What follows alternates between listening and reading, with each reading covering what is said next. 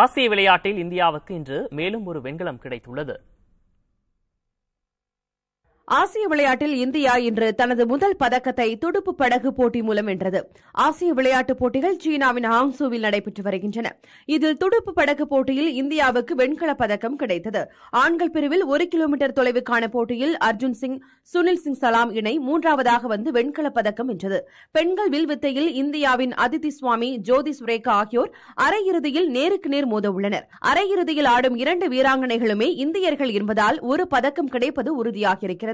இதில் அதிதி சுவாமி நடப்பு உலக சாம்பியன் என்பது குறிப்பிடத்தக்கது. கபடியில் இந்திய ஆண்கள் அணி அமோக வெற்றியை ஈட்டியிருக்கிறது.